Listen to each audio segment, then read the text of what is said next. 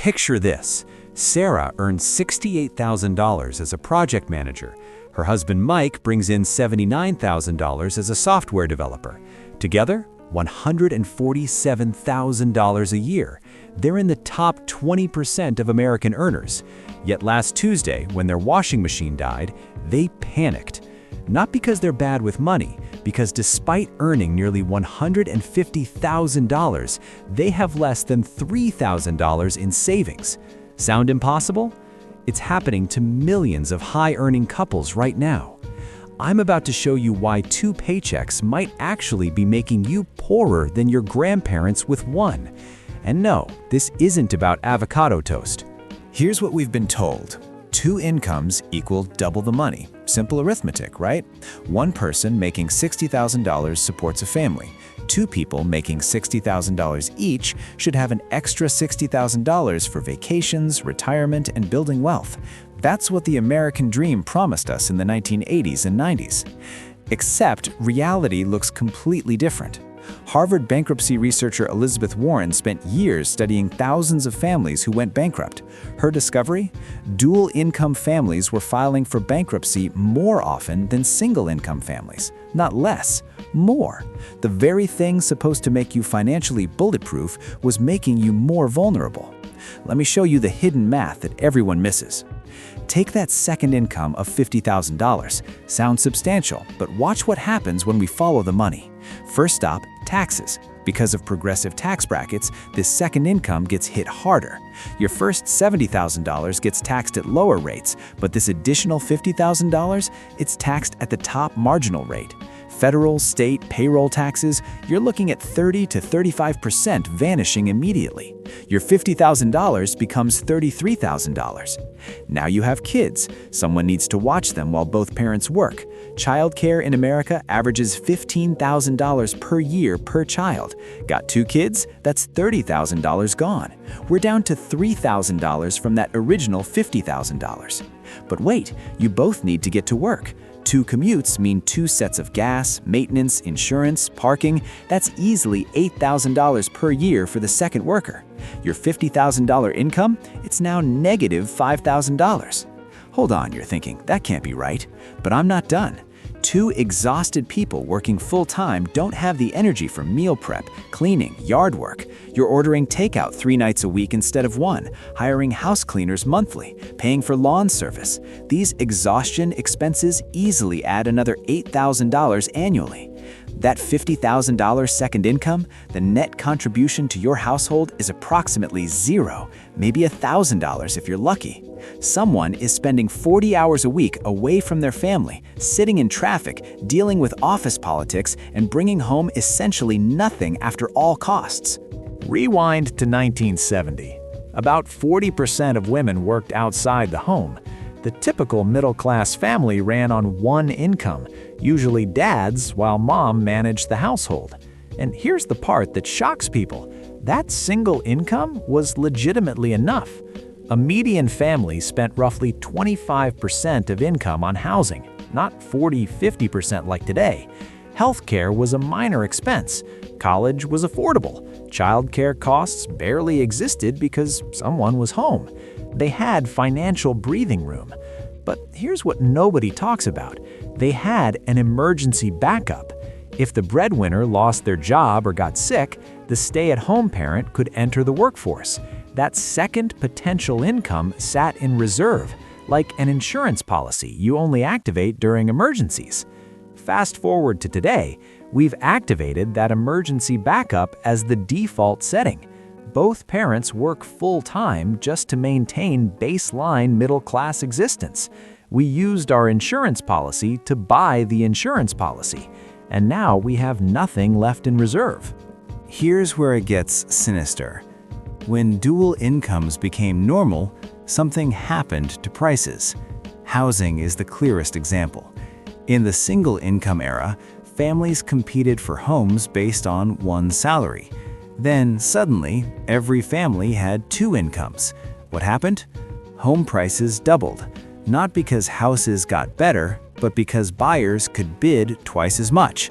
Adjusted for inflation, median homes in 1970 cost around $200,000 in today's dollars. In 2023, over $400,000, the exact same house. We didn't get more house, we just paid more for the same house, because now everyone had two incomes to throw at it. Schools create the same trap.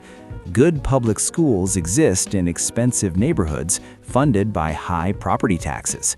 Parents want good schools, so they use both incomes to outbid each other for houses in those districts. What used to cost one income now requires two, not because the schools improved, but because the competition intensified. You're not paying tuition, you're paying tuition disguised as a mortgage. Here's where the real danger lives.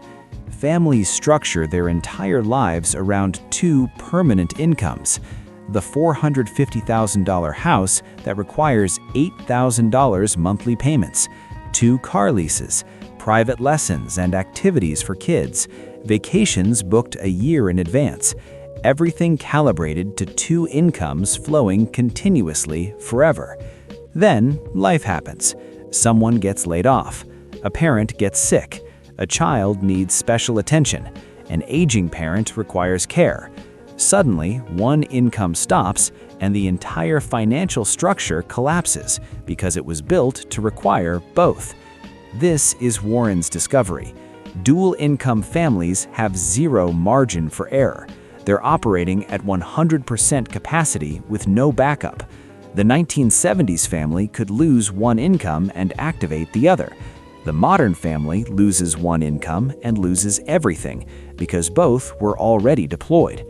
A Federal Reserve study found 40% of Americans can't cover a $400 emergency without borrowing.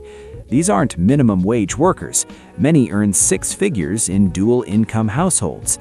They're not financially illiterate. They're caught in a system where two incomes barely covers what one used to. So what's the solution? You can't turn back time.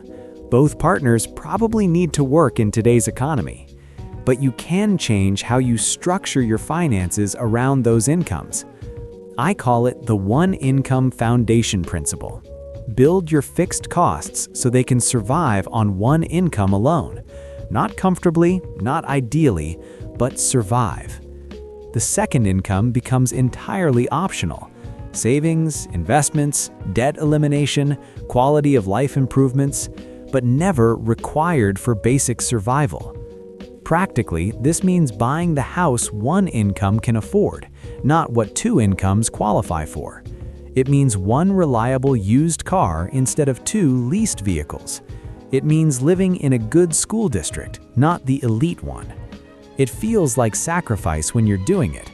Your friends are buying bigger houses. Your colleagues are upgrading cars. But here's what happens over 5 to 7 years. That second income compounds.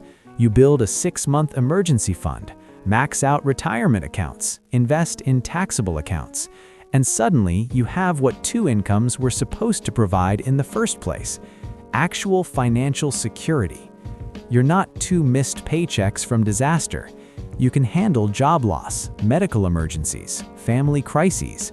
One partner can step back from work if needed without the entire structure imploding.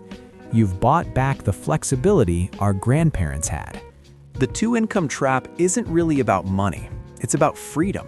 Our grandparents with one income had something we've traded away: options. The ability to adapt when life changes, the resilience to absorb shocks without financial catastrophe. We traded that flexibility for granite countertops and German cars and houses in the right zip codes. We traded resilience for the appearance of success. And we're discovering that cash flow isn't the same as security. High income isn't the same as wealth. The families who actually thrive aren't necessarily the highest earners. They're the ones who refuse to let expenses expand to consume every dollar. They're the ones who kept their backup plan in reserve instead of spending it to keep up appearances. You can't earn your way out of a trap you don't know exists. But now you know. The question isn't whether you're in it. Most dual income families are. The question is whether you're going to restructure your life to escape it. If this completely changed how you see your income and spending, hit that subscribe button. I break down the financial systems that nobody talks about, but everyone needs to understand. More eye-opening content coming your way. Don't miss it.